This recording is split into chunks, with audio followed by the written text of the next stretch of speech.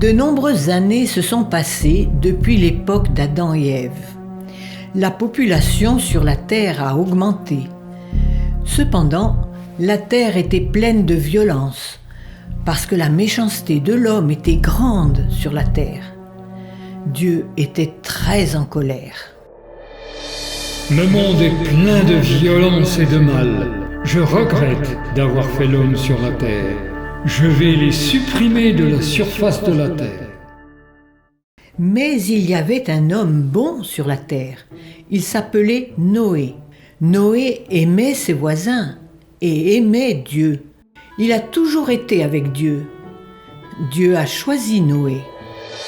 Noé, je vais faire venir le déluge sur la terre pour détruire toute créature sous le ciel. Mais je t'épargnerai, toi et ta famille, ainsi que 2 animaux de chaque espèce vivante, un mâle et une femelle. Vous devrez construire une arche au sommet de la montagne. Noé agit en tout point comme Dieu lui avait ordonné. Il commença à construire une grande arche de bois. Mais les gens se moquèrent de lui. Oh là là là là, Noé est devenu fou. Il construit une arche au sommet de la montagne, où il n'y a pas d'eau. Oh, c'est ça. Il dit qu'il y aura une averse. La pluie, alors que le ciel est si clair. Noé est fou. Noé construit une grande arche dans laquelle des animaux pouvaient entrer selon les instructions de Dieu. Dans 7 jours, je vais faire venir la pluie sur la terre pendant 40 jours et 40 nuits.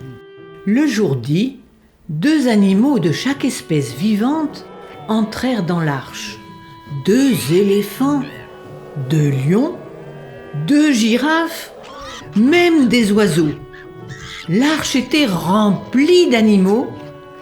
Les humains qui entrèrent étaient Noé, sa femme, leurs 3 fils, Sem, Cam et Japheth, ainsi que les femmes de leurs fils.